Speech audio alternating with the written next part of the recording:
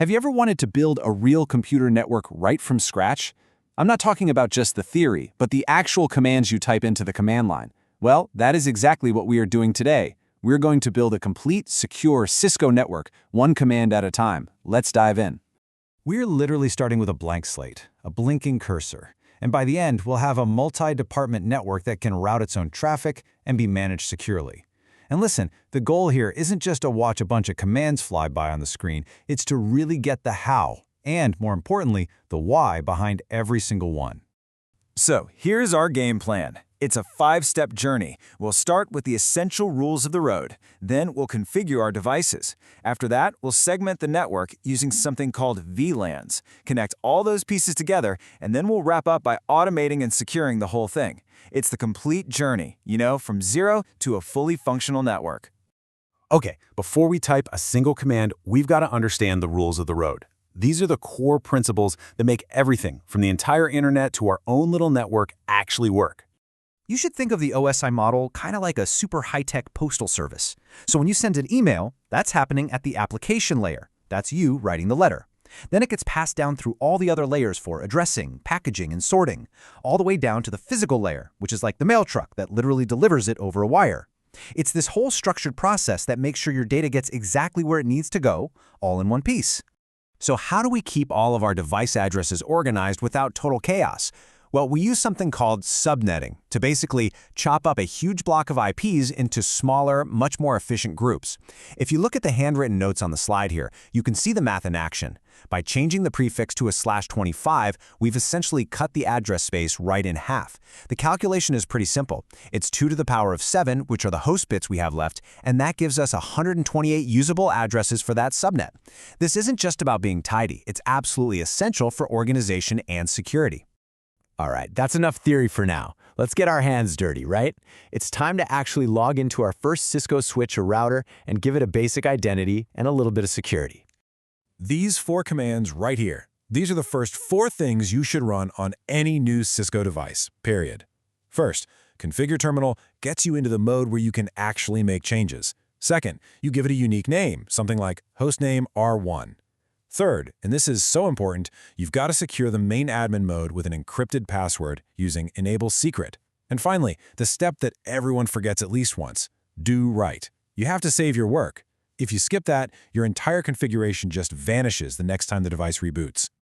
Okay, so our network is growing, but we can't just have every device talking to every other device all the time. It's really inefficient, and it's a security risk. We need a way to create logical groups, and that's where VLANs come into play.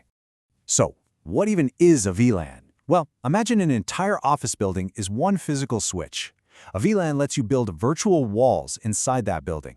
You can put the accounting department on its own virtual floor and the marketing department on another.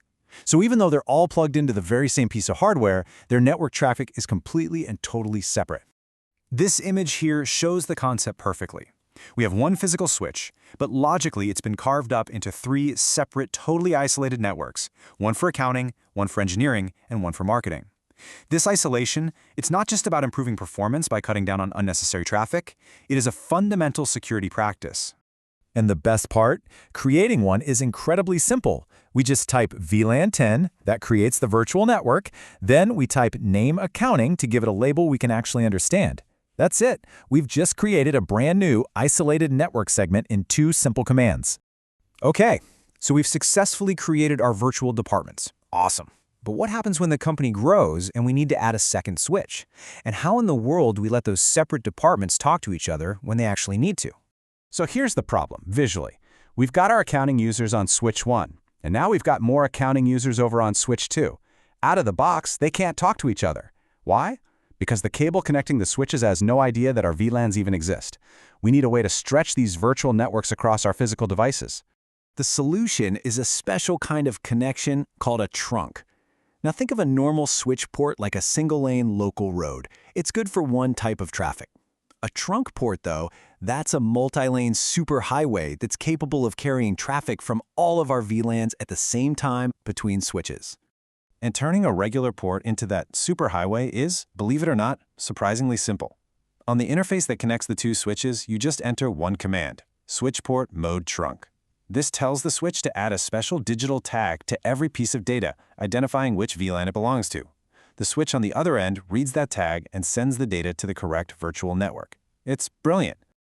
Okay, so our VLANs now stretch across multiple switches. That's great, but remember, they're isolated. A computer in accounting still can't talk to a computer in marketing. To make that happen, we need a device that can understand both networks and can route traffic between them. Basically, we need a router. Or we can just give our switch some routing intelligence. And we do this by creating what's called a switched virtual interface, or an SVI.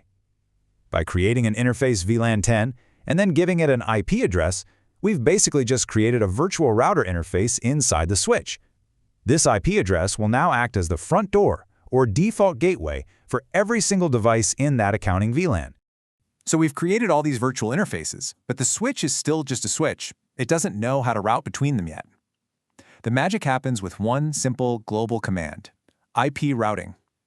This single command unlocks the device's Layer 3 capabilities, turning it into what we call a multi-layer switch that can now intelligently route traffic between every single VLAN we've created. Our network is fully functional. It's working. But, a good network administrator is a lazy one. We need to automate some tasks and make sure we can manage all our devices securely from anywhere.